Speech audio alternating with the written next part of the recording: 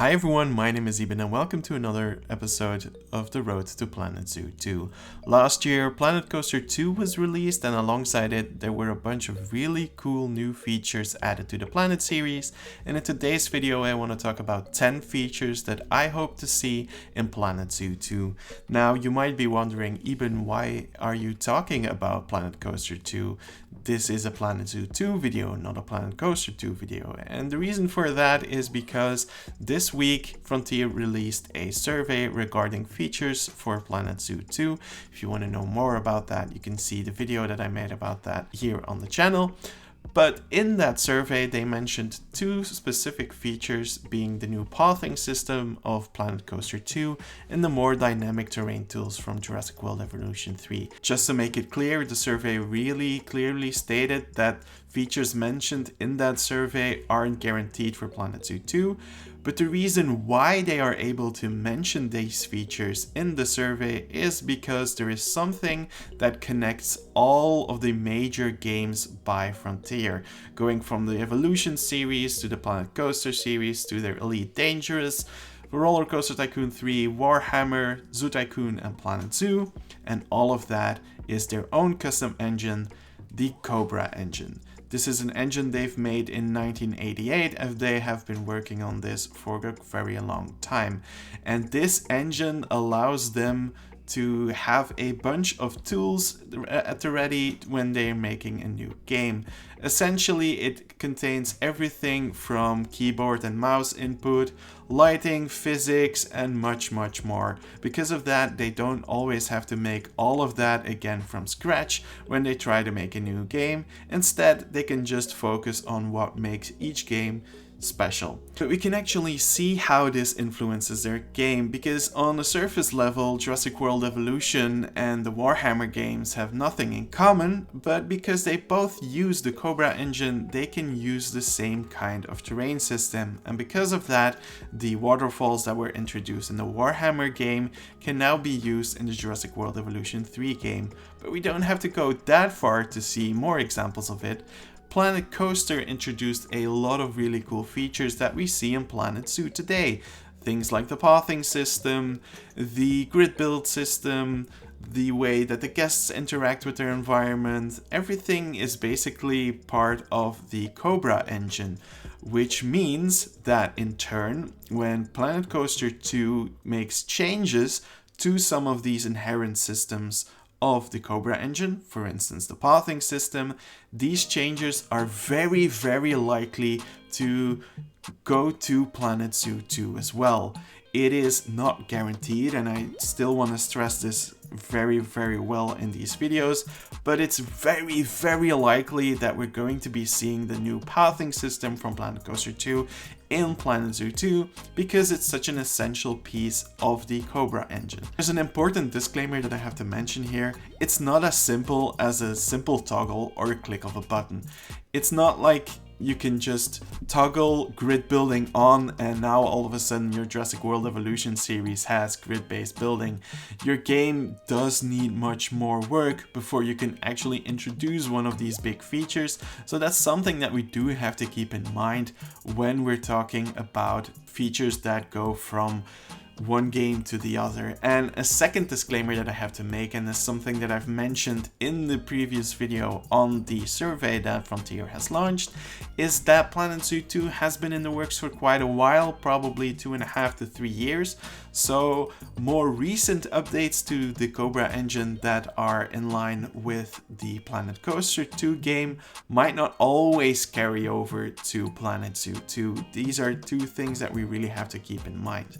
Now that we know how certain features can make it from one game to the next, let's take a look at 5 features that I think are pretty likely to make it into Planet Zoo 2. One of the features that I want to talk about is the new pathing system in Planet Coaster 2. And I'm really going to take my time with this system because I've noticed that a lot of people in the Planet Zoo community are not aware what is possible with this new pathing tool. And I'm going to go over this feature in depth, starting off with these two line tools. You have the new line tool, which allows you to do things like this.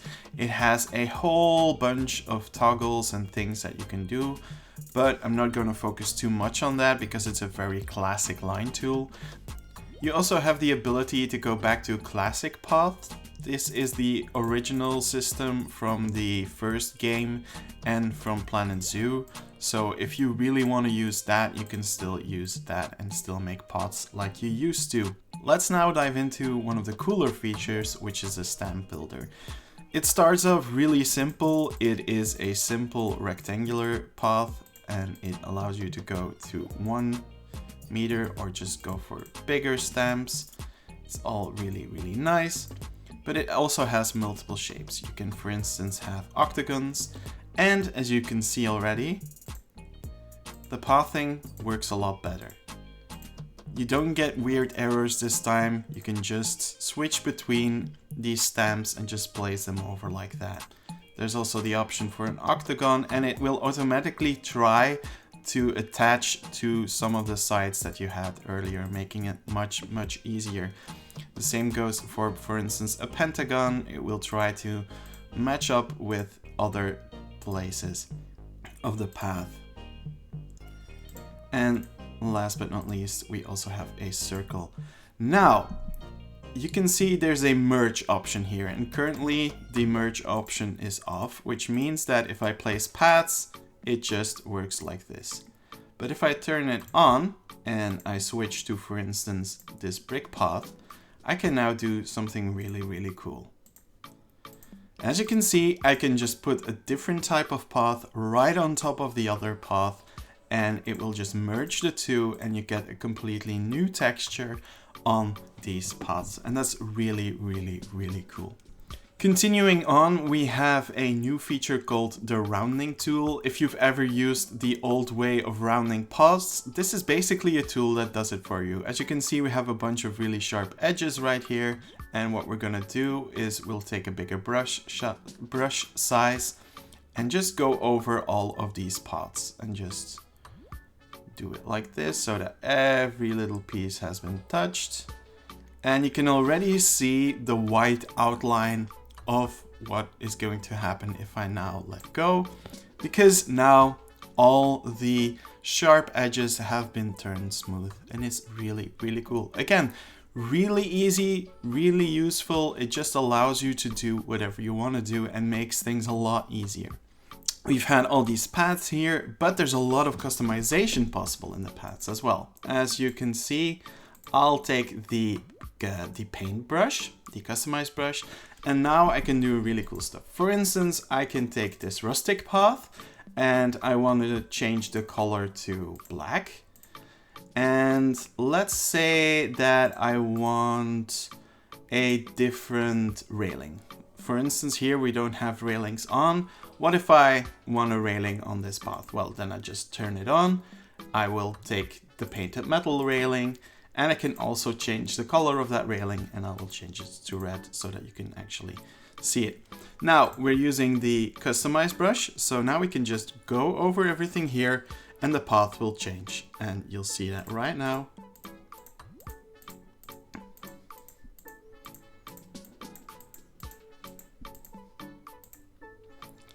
And it's absolutely incredible. I quickly changed this entire path and I was able to change the railing the way I wanted.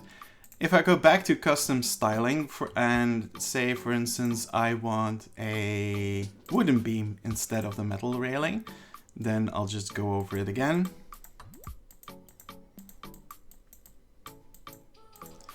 And now the metal railing has changed into a wooden railing. So again, a feature that has been requested by a lot of people over the past few years. Yes, you can interchange railings now. Yes, you can make paths flexicolor. All these cool features that a lot of people have been wanting for a long, long time and are still requesting to this day are part of this new pathing system is really, really cool. And I think a lot of people really don't have an idea of what you can do with this system.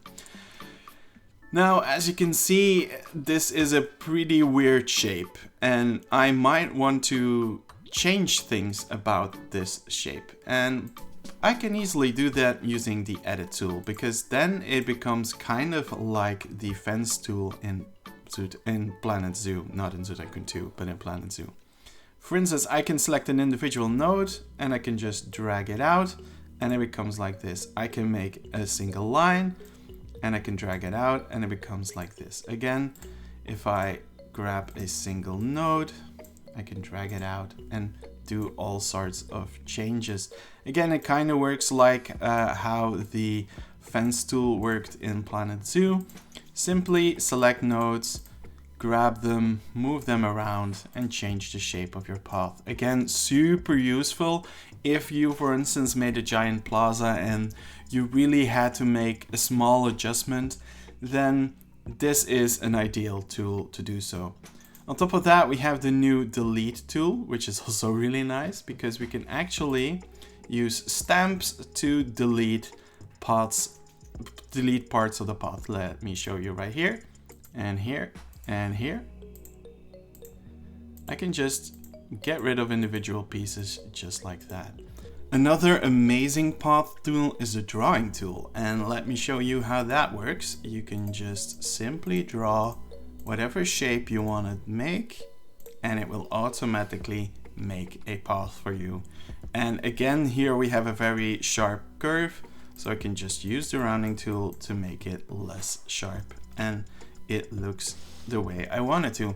Now, if I want to change this corner here, I can just go into edit mode and say if I just would like it to be more like this, and I will just pull this out a little bit more. And now again, it's a very sharp corner, but let me just make it like this.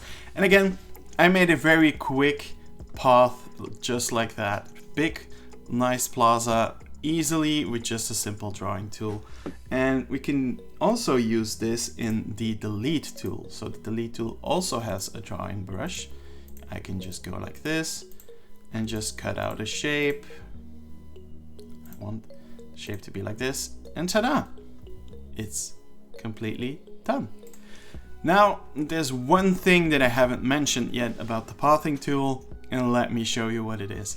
We've had this nice path, and you're probably already quite amazed with all the cool things that you can do, but there's something very special about the new paths in this game. They are much more like scenery. Let me just show you what I mean by that. I can now advanced select this entire path and use the advanced move tool to move this path in any direction that I want to. It is absolutely insane and also allows for paths to be blueprintable. You can make actual blueprints with your paths. This is really, really cool. Now you have this floating path piece. It has these curves, and what if we want to get rid of that? What if we just want one big invisible path? Well, again, perfectly possible. We grab the invisible path, we go to the curves section and we just turn it off. And now we go to the customize brush and we'll do what we've done so far. And we'll just paint this entire path. And it's now an invisible path, and it's still there because if I select it, you'll still see it. But this is an entirely invisible path that you can customize the way you want. It's, again, an incredible example of what you can do with this new pathing system, and I think that it answers a lot of the questions and hopes of the Planet Zoo players because it has so much. Now, this is a feature that I'll go over quite quickly because it is quite easily to see. There is a better lighting engine in the Cobra engine right now, and it allows you to make completely dark interiors. If you would make this in Planet Zoo, it wouldn't be dark inside, but if I go inside now, it is completely dark with only a little bit of light coming from behind me. It is absolutely incredible. If I would completely make this one solid block. And if I now go inside, it again is completely dark. And this just opens so many doors to really cool builds in Planet Zoo. For instance, things like nocturnal houses, things that we've been wanting to make for such a long time. I really think that this is almost as guaranteed as possible, and I really hope that one day we'll get an actual nocturnal DLC. Another new feature that I want to talk about that, in my opinion, is on the list of being quite guaranteed is the new scaling feature. It's been in Planet Coaster 2, it's there in Jurassic World Evolution 3, and I think we can pretty much expect it to be in Planet Zoo 2. One feature that is requested quite a lot is a biome brush. Now, I can already tell you that the scenery brush for Planet Coaster 2 is much better than the brushes are in Jurassic World Evolution 3. You have quite some predetermined options. For instance, you can have temperate rocks. One of the cool things about this scenery brush is that these pieces are actually placed down scenery pieces.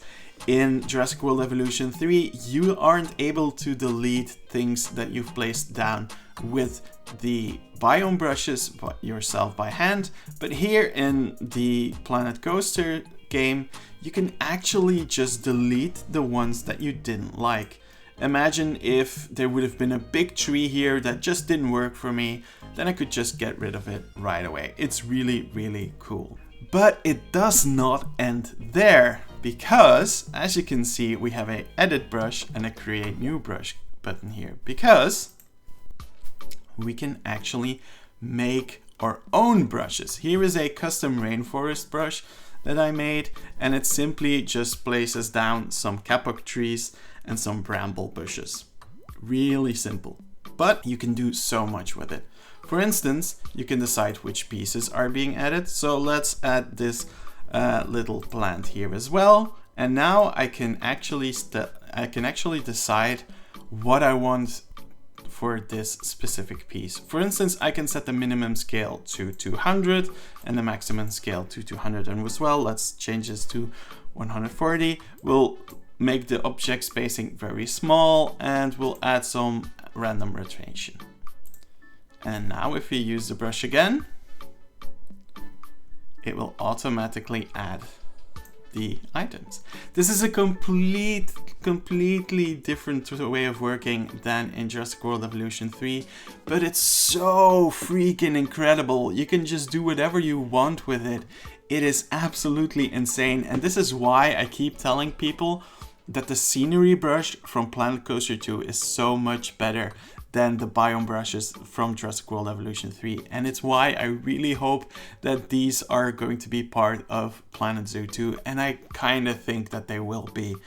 I am really looking forward to this. This allows you to do so much cool stuff. The last feature that I want to highlight isn't really a feature, but it's just that they actually improved on things that were in Planet Zoo. Let's take a look at the restaurants and the gift shop building. First off, the restaurant building is not a giant building anymore, but it's actually one small block that you can easily put wherever you want it. And it allows you to do so much. It has a lot of customizability, which I really enjoy. But we can also add tables like we do in Planet Zoo, but we have more options than we're used to. Because this time around, it's not just these restaurant seating tables that are part of the restaurant. Nope, you can use any picnic bench and connect them to your restaurants. And this time around, people will actually walk across the path, go up to the restaurant, get a plate, and walk their way to one of these benches. It's really cool, and it's an improvement on what we had in Planet Zoo. Now the same can be said about the souvenir shop. The one in Planet Zoo was already really cool, but you had to place down this big mat and then had to connect things. Now you can just place it on a path piece and everything works. And again, we can connect shelves to this souvenir shop, and we can do it just the way that we did it in Planet Zoo. And there's a whole bunch of new options, so that's also really cool. And one of the other new options that they did is that now you should be able to make things completely empty. So in Planet Zoo, you were able to just remove the merchandise, but then guests wouldn't interact with it anymore. Now you have a simple toggle that can just turn it off. Guests will still walk towards it, will still interact with it, but you can use your own custom souvenir pieces. Now let's take a look at 5 more features that I really want, but that I personally think are less likely to make it into Planet Zoo 2. One of the changes that was introduced to Planet Coaster was the ability to do some advanced stuff with groups, and most specifically, we can now have full control over all axes when it comes to groups.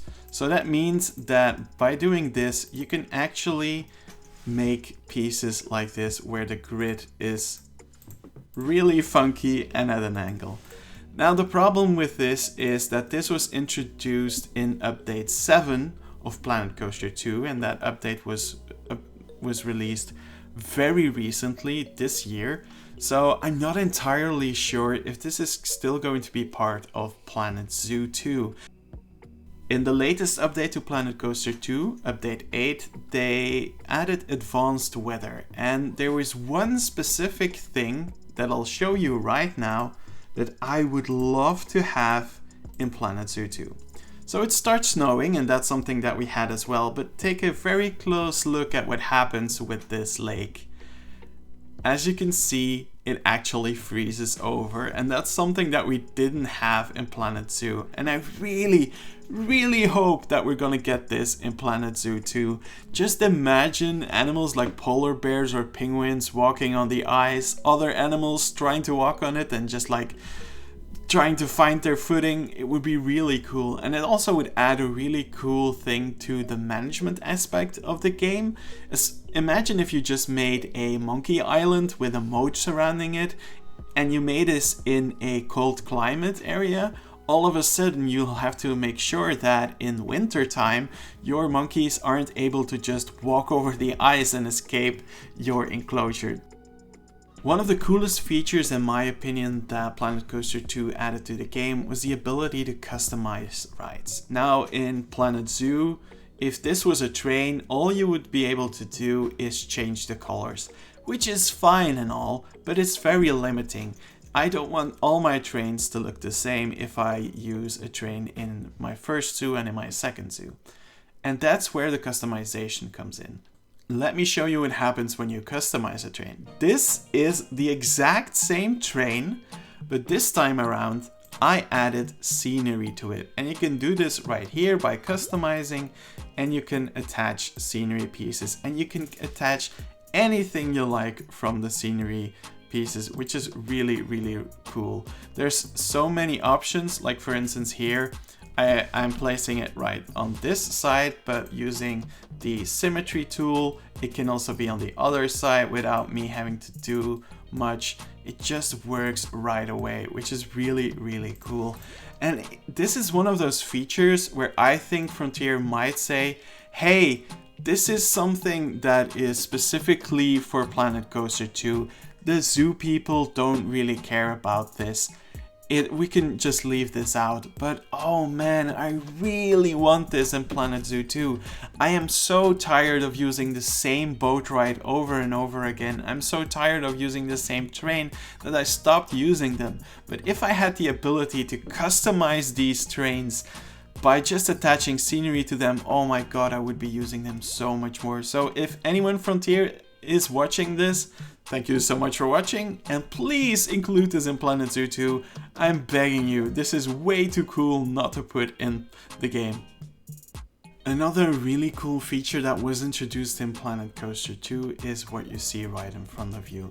Now, you might think even this is a simple piece with a rotating globe here on top. What's the issue here? What's the big deal here?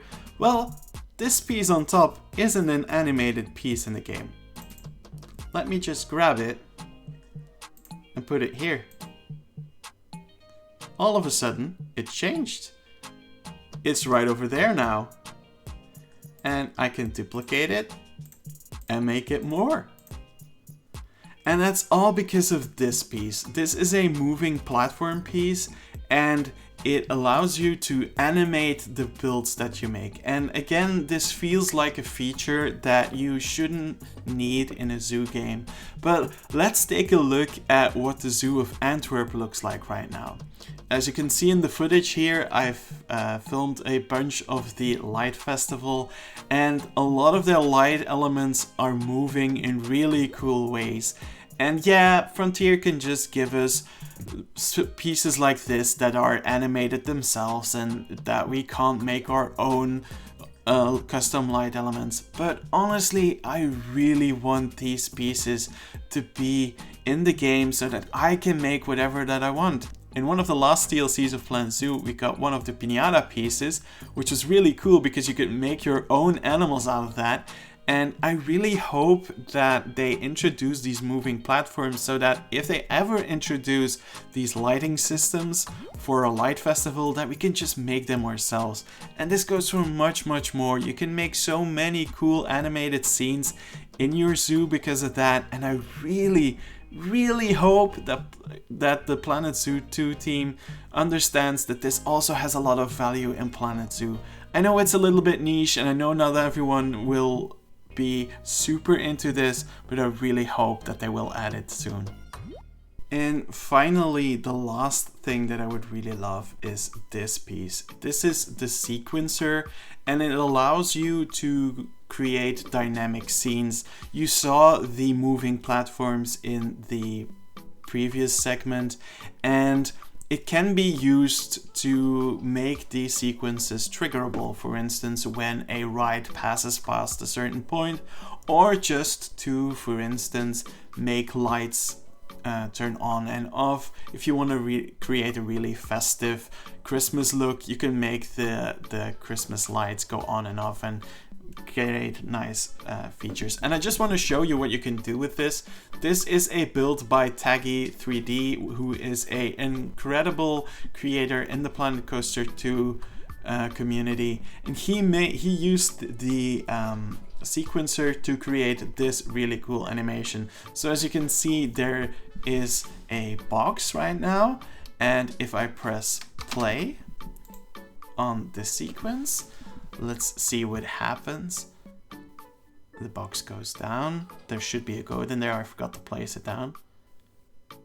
And this entire T-Rex has been made using the moving platforms, and using the sequencer, it can move all these cool directions. It's just so cool, and this is why I want the sequencer in Planet Zoo 2. It wasn't in Planet Zoo 1, and I really thought that was a shame, because the sequencer can make rides so much more interesting and add so much more dynamism to whatever you build. Like, for instance, simply turning a light on and off could just make a backstage area that much cooler by making a broken lamp that flickers on and off. Like, that's a small little detail, but I would love that. So yeah, it's one of those things that wasn't in Planet Zoo, and I'm afraid it won't be added to Planet Zoo 2. But here's to hoping that they will. And that was an overview of 10 features from Planet Coaster 2 that I would really love to see in Planet Zoo 2. I hope you enjoyed this video. If you did, please subscribe, leave a like, leave a comment, tell me which features you would love to see in Planet Zoo 2. And next week we're gonna have a really cool episode on the channel, and I'll showcase a few builds that you might have never seen before.